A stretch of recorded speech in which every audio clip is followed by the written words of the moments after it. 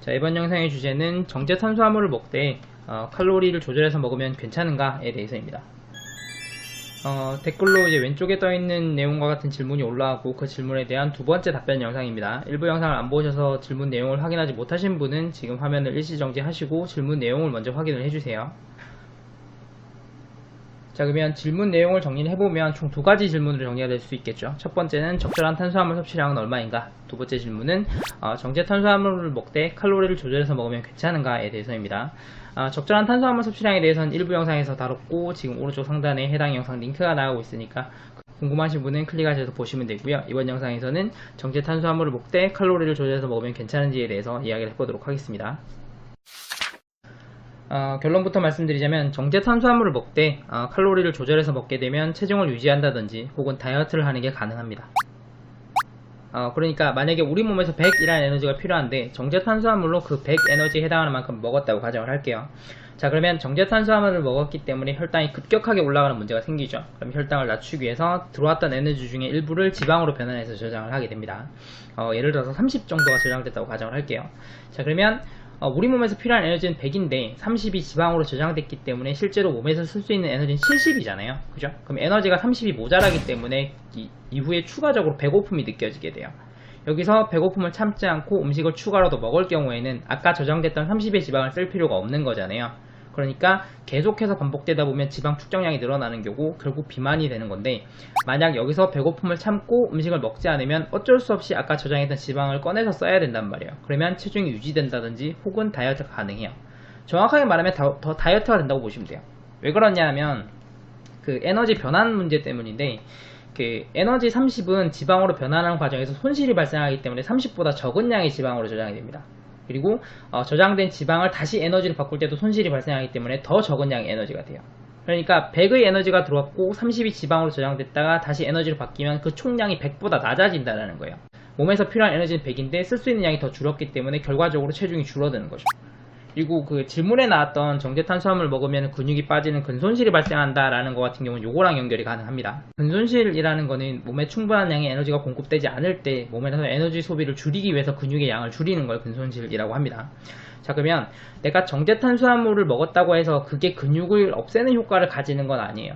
그런데 정제 탄수화물을 먹기 위해서는 칼로리를 제한을 해야 되잖아요. 왜냐하면 정제 탄수화물 같은 경우는 먹고 싶은 만큼 먹는다 그러면 정말 한도 끝도 없이 먹을 수 있는 특징이 있기 때문에 정제 탄수화물을 먹기 위해서는 칼로리를 어느 정도 제한해서 먹을 필요가 있어요. 자, 그러면 아까 앞에서 말했던 에너지 손실 문제로 인해서 나는 충분한 양을 먹었다고 생각을 했는데 실제로 그게 몸에 충분한 양이 아니었고, 따라서 몸에 에너지가 부족하기 때문에 근손실이 발생을 한다는 거죠. 그럼 여기까지 듣고 굉장히 재밌는 생각을 하시는 분이 계실 겁니다. 아니, 그러면 정제 탄수화물을 먹게 되면 에너지 변환 문제로 실제로 몸에서 쓸 수 있는 에너지 양이 줄어들어서 다이어트 효과가 있다면 오히려 정제 탄수화물을 먹는 게 다이어트에 더 좋은 거 아니냐 라고 생각하시는 분이 계실 것 같아요. 실제로 얘기를 들어보면 쭉 들어보면 그렇죠. 근데 정제 탄수화물을 먹으면서 칼로리를 조절한다는 게 굉장히 어려운 일이에요.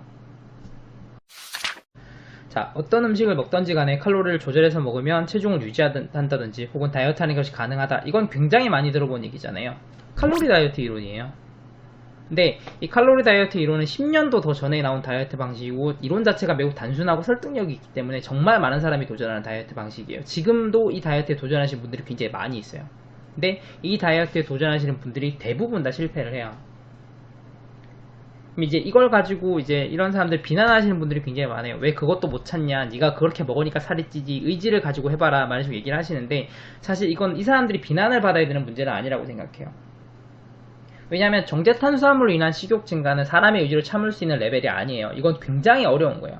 그러면 칼로리 다이어트를 성공하시는 분들은 뭐냐, 그분들이 정말 대단한 의지를 가지신 거예요. 그분들이 기준값인 게 아니라 그분들이 보통 사람은 실패할 정도의 엄청난 난이도의 도전에 성공하는 대단하신 분들인 거고, 실패하시는 분들이 그냥 정상적인 분들이라는 거예요. 그게 아니라고 한다면 음식물에 칼로리를 표시하는 영양성분표를 시행했을 때부터 전세계 비만 인구는 줄었어야 돼요. 내가 먹는 음식에 칼로리가 보이니까. 근데 현실적으로는 전세계 비만 인구는 영양성분표를 표시한 뒤로도 계속해서 꾸준히 늘어나고 있잖아요. 그죠? 그러니까 내가 이걸 먹으면 살이 찌를 거라는 걸 알아요. 이게 칼로리가 얼마인지도 알고 칼로리가 오버되는 것도 눈으로 다 보여요. 그런데 참지 못하고 음식을 먹는 거예요. 왜냐하면 정제 탄수화물로 인한 그 식욕 증가가 그렇게 의지로 참을 수 있는 레벨이 아니기 때문에. 그래서 질문하신 분이 물어보신 이런 정제탄수화물을 먹을 때 칼로리를 조절해서 먹으면 체중을 유지하거나 다이어트하는 게 가능하냐?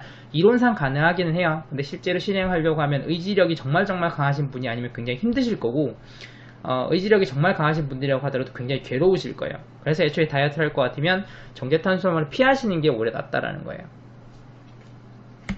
그럴싸하죠? 상당히 긴 영상인데 끝까지 봐주셔서 감사하고요. 영상이 재밌으셨다면 구독하기, 추천하기, 그리고 공유하기 해주시면 감사하겠습니다. 구독하기는 영상 오른쪽 아래에 있는 워터마크 클릭하시면 구독이 되시고요.